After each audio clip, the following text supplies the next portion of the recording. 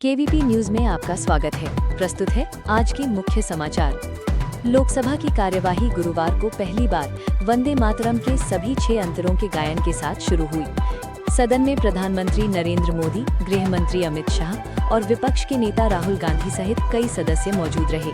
हालांकि विपक्षी हंगामे के बीच कुछ ही मिनटों बाद लोकसभा को अनिश्चित काल के लिए स्थगित कर दिया गया और इसके साथ ही मॉनसून सत्र समाप्त हो गया। सत्र के बाद लोकसभा अध्यक्ष ओम बिरला की पारंपरिक चाय पार्टी का कांग्रेस, समाजवादी पार्टी और अन्य विपक्षी दलों ने बहिष्कार किया, जबकि विपक्ष की ओर से केवल डीएमके सांसद कनी मोजी शामिल हुई। हैदराबाद की नालसार यूनिवर्सिटी ऑफ लॉ के 2026 बैच के छात्रों को लेकर बार काउंसिल ऑफ इंडिया ने अपने विवादित आदेश पर यू टर्न ले लिया है। बीसीआई ने पहले राज्य बार काउंसिलों को निर्देश दिया था कि नालसार के 2026 ग्रेजुएट्स का वकील के रूप में नामांकन न किया जाए, क्योंकि छात्रों के एक समूह ने मुख्य न्यायाधीश सीजेआई सूर्यकांत को दीक्षांत समारोह का मुख्य अतिथि बनाए जाने का विरोध करते हुए विश्वविद्यालय प्रशासन को पत्र लिखा था। हालांकि आलोचना के बाद बीसीआई ने आदेश वापस लेते हुए स्पष्ट किया कि सभी 2026 ग्रेजुएट्स अपनी पसंद की राज्य बार काउंसिल में नामांकन करा सकेंगे, जबकि मामले की जांच जारी रहेगी। शिरोमणि अकाली दल के प्रमुख और पंजाब के पूर्व उप मुख्यमंत्री सुखबीर सिंह बादल पर गुरुवार को महाराष्ट्र के नांदेड़ स्थित एक गुरुद्वारे में एक निहंग द्वारा कृपाण से हमला किया गया। हमले में उनके हाथ में चोट आई, जबकि उन्हें बचाने की कोशिश में एक सुरक्षाकर्मी भी घायल हो गया। आरोपी को मौके पर ही हिरासत में ले लिया गया और जांच शुरू कर दी गई है। इलाज के बाद सुखबीर बादल को खतरे से बाहर बताया गया है। प्रधानमंत्री नरेंद्र मोदी सहित कई नेताओं ने उनकी कुशलक्षेम पूछी। ये उन पर 2 वर्षों में दूसरा बड़ा हमला है। इससे पहले 2024 में अमृतसर के गोल्डन टेम्पल परिसर में भी उन पर फायरिंग की घटना हुई थी, जिससे उनकी सुरक्षा व्यवस्था पर फिर सवाल खड़े हो गए हैं। उत्तराखंड के चमोली जिले के पीपलकोटी स्थित निर्माणाधीन टनल में गुरुवार शाम बड़ा हादसा हो गया।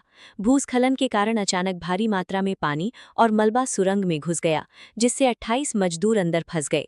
राहत एवं बचाव अभियान के तहत अब तक 18 मजदूरों को सुरक्षित बाहर निकाल लिया गया है, जबकि शेष मजदूरों को निकालने के लिए एसडीआरएफ, एनडीआरएफ, पुलिस और प्रशासन की टीमें युद्ध स्तर पर काम कर रही हैं। मुख्यमंत्री पुष्कर सिंह धामी ने घटना का संज्ञान लेते हुए अधिकारियों को त्वरित राहत एवं बचाव कार्य के निर्देश दिए हैं। ये हादसा 2023 के सिलक्यारा टनल हादसे की याद भी ताज़ा कर गया है। पूर्व भारतीय क्रिकेटर और राज्यसभा सांसद हरभजन सिंह ने आम आदमी पार्टी छोड़कर भाजपा में शामिल होने की वजह बताते हुए कहा कि पार्टी में उनकी बात नहीं सुनी जा रही थी। उन्होंने बताया कि उन्हें खेलों और पंजाब के युवाओं से जुड़े मुद्दे उठाने के लिए राजनीति में लाया गया था, लेकिन उनके सुझावों पर ध्यान नहीं दिया गया। हरभजन ने कहा कि जब उनकी बात लगातार अनसुनी होती रही तो उन्होंने पार्टी छोड़ने का फैसला किया। भाजपा में शामिल होने पर विरोध और गद्दार कहे जाने पर उन्होंने कहा कि किसी के कहने से कोई गद्दार नहीं हो जाता। उनका उद्देश्य हमेशा पंजाब और देश के हित में काम करना रहा है। बांग्लादेश में 35 वर्षों बाद राष्ट्रपति पद के लिए सीधा मुकाबला होने जा रहा है।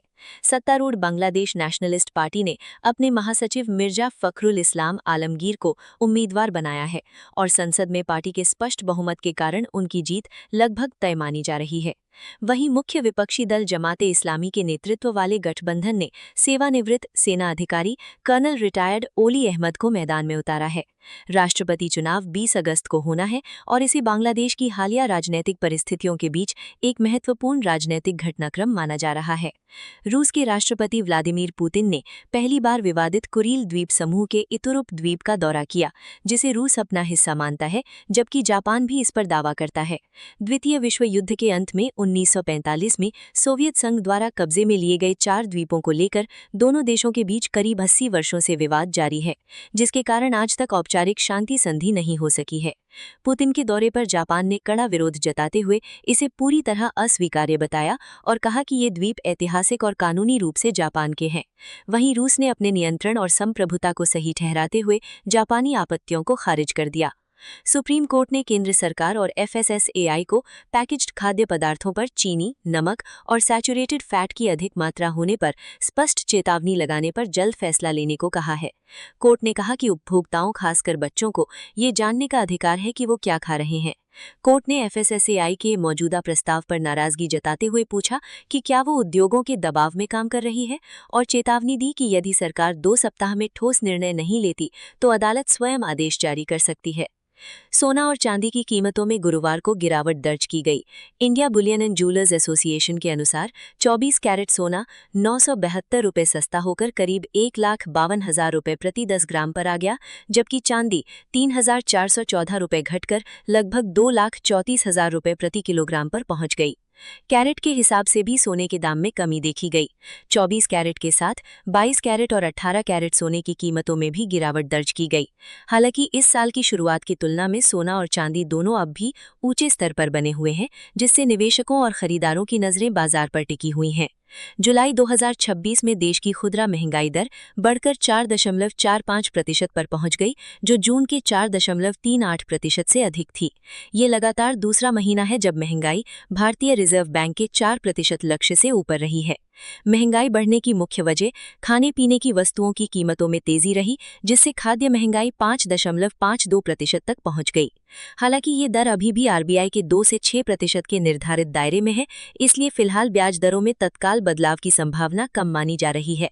विशेषज्ञों का मानना है कि खाद्य पदार्थों की कीमतों पर दबाव बना रहने से आने वाले महीनों में महंगाई पर नजर रखना जरूरी होगा।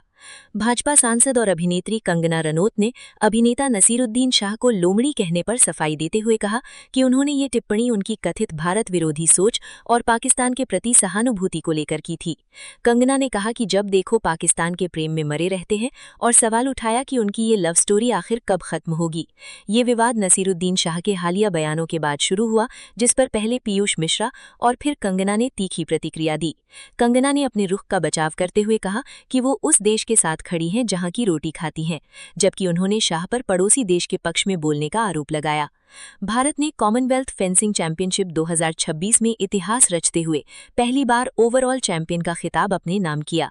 नाइजीरिया के लागोस में आयोजित इस प्रतियोगिता में भारतीय खिलाड़ियों ने अंडर 23 और सीनियर वर्गों में कुल 35 पदक जीते, जिनमें 13 स्वर्ण, 8 रजत और 14 कांस्य पदक शामिल हैं। शानदार प्रदर्शन के दम पर भारत ने प्रतिष्ठित विल्किंसन स्वॉर्ड ट्रॉफी भी हासिल की, जो 1982 से सर्वश्रेष्ठ ओवरऑल प्रदर्शन करने वाले देश को दी जाती है। भारतीय टीम ने 6 टीम प्रतियोगिताओं में से 5 में स्वर्ण पदक जीतकर पदक तालिका में शीर्ष स्थान पक्का कर लिया। ये उपलब्धि अंतर्राष्ट्रीय फेंसिंग में भारत की बढ़ती ताकत और खिलाड़ियों की मेहनत का बड़ा प्रमाण मानी जा रही है।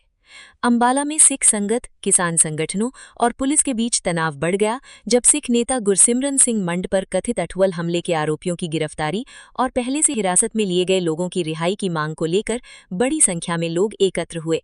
प्रदर्शन के दौरान राष्ट्रीय राजमार्ग पर जाम लगाने की कोशिश हुई, जिसके बाद पुलिस और प्रदर्शनकारियों में झड़प हो गई। हंगामे के दौरान एक डीएसपी का अंगूठा कट गया और कई पुलिसकर्मी घायल हो गए। घटना के बाद क्षेत्र में भारी पुलिस बल तैनात कर दिया गया है, जबकि सिख और किसान संगठनों ने अपनी मांगें पूरी न होने तक आंदोलन जारी रखने की चेतावनी दी है। पौड़ी जिले के रिखनीखाल थाने में उस समय अफरा तफरी मच गई जब देर रात 2 गुलदार थाने परिसर में घुस आए। बताया जा रहा है कि दोनों गुलदार एक कुत्ते का पीछा करते हुए थाने तक पहुंच गए। ड्यूटी पर मौजूद पुलिसकर्मियों ने उन्हें देखकर शोर मचाया, जिसके बाद दोनों गुलदार थाने से निकलकर बाजार की ओर भाग गए। पूरी घटना सीसीटीवी कैमरे में कैद हो गई। क्षेत्र में गुलदारों की बढ़ती गतिविधियों से लोगों में दहशत है। वन विभाग के अनुसार इस वर्ष पौड़ी जिले में गुलदारों के हमलों में अब तक 7 लोगों की मौत हो चुकी है, जिसके चलते स्थानीय लोग लगातार सुरक्षा उपाय बढ़ाने की मांग कर रहे हैं। अंत में मौसम, मानसून सक्रिय रहने की संभावना है। भारतीय मौसम विभाग के अनुसार उत्तर भारत, मध्य भारत, पूर्वोत्तर राज्यों और पश्चिमी तटीय क्षेत्रों में व्यापक बारिश हो सकती है। उत्तराखंड, हिमाचल प्रदेश, उत्तर प्रदेश, बिहार, झारखंड, ओडिशा, मध्य प्रदेश, महाराष्ट्र, गुजरात और पूर्वोत्तर राज्यों में कहीं-कहीं भारी से बहुत भारी वर्षा का अलर्ट जारी किया गया है। कई इलाकों में गरज चमक के साथ तेज हवाएं चल सकती हैं, जिससे जलभराव, भूस्खलन और यातायात प्रभावित हो सकता है। वहीं दक्षिण भारत के केरल, कर्नाटक और तमिलनाडु के कुछ हिस्सों में भी मध्यम से भारी बारिश होने की संभावना जताई गई है। मौसम विभाग ने लोगों को यात्रा के दौरान सतर्क रहने और स्थानीय मौसम अपडेट पर नजर रखने की सलाह दी है। इसी के साथ केवीपी न्यूज से आज के समाचार समाप्त हुए। नमस्कार।